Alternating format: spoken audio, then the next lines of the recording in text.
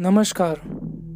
आप देख रहे हैं डार्क गली यूट्यूब चैनल। आज की कहानी में आगे बढ़ने से पहले खौफनाक और डरावनी कहानियाँ सुनने के लिए चैनल को अभी सब्सक्राइब करें। तो चलिए बढ़ते हैं आज की कहानी की ओर। मैं रात के 1 बजते बजते आखिरकार बजनौर पहुंच चुका था और अब तकरीबन 40 किलोमीटर का सफ़र और बाकी था।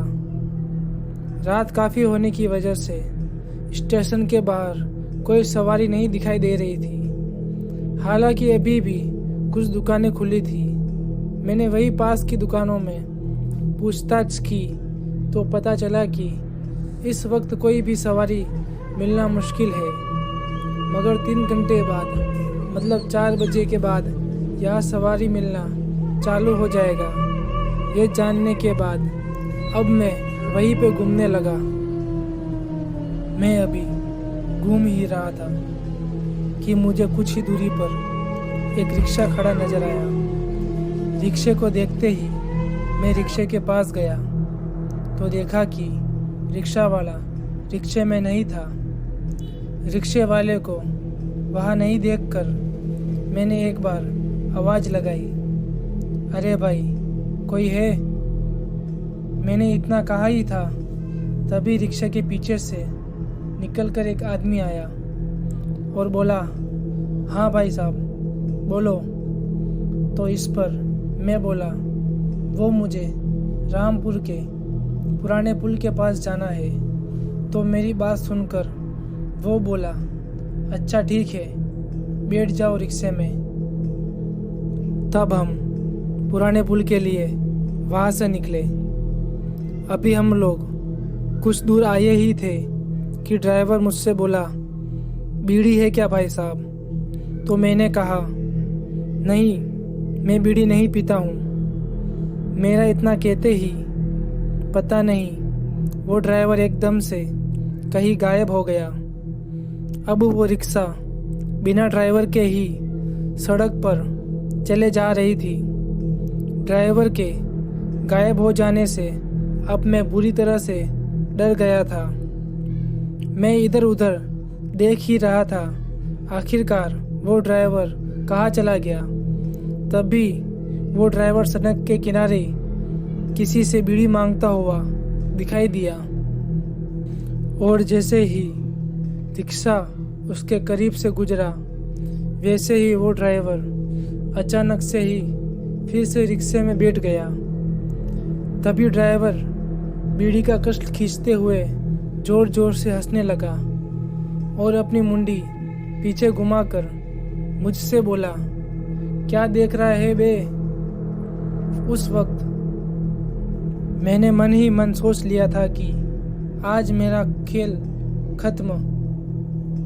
मैं उस रिक्शे से उतर जाना चाहता था लेकिन रिक्शा इतनी स्पीड में था कि अगर मैं रिक्शे से कूद जाता तो मेरी मौत तय थी। रिक्शे की स्पीड पल भर में ही इतनी तेज हो गई थी कि रिक्शा रुकी तो हम रामपुर के पुराने पुल पर थे। पुल के पास पहुंचते ही उस ड्राइवर ने मुझे गर्दन से पकड़ लिया और घसीटने लगा और पुल के नीचे लटका दिया और उसी वक्त पानी में फेंक दिया। वो तो मेरी किस्मत अच्छी थी कि मुझे तैरना आता था, जिस वजह से मैं उस गहरे पानी में फेंके जाने के बाद भी बच गया। पानी के बाहर निकलने के बाद थोड़ी दूर पर मौजूद लोगों पर मेरी नज़र गई। मैं ये सोचकर उनके पास गया कि कहीं वो ड्राइवर फिर से मुझे मारने मेरे पास ना आ जाए। उन लोगों के पास पहुंचकर मैंने मदद मांगते हुए उन सबको सारी बात बताई। फिर इस पर उन लोगों ने मुझसे कहा कि चिंता मत करो, अब वो ड्राइवर तुम्हें कुछ नहीं करेगा। दरअसल वो रिक्शा वाला ड्राइवर राजू है। वो यहीं का रहने वाला था। एक बार की बात है, रात के वक्त कुछ टपोरी लोग उसके रिक्शा में बैठ गए थे। उन लोगों ने राजू का रिक्शा उस पुल पर रुका लिया था और राजू के साथ मारपीट करके उसे लूटकर राजू को पुल के नीचे पानी में फेंक दिया था। क्योंकि राजू को तैरना नहीं आता था तो राजू पानी में डूबकर मर गया। उसके बाद से राजू को पुराने पुल की जो भी सवारी मिलती है, राजू उसके साथ ऐसा ही करता है और वहाँ से चला जाता है। फिर मैं रात भर वहीं रुका। तो आज की कहानी में बस इतना ही।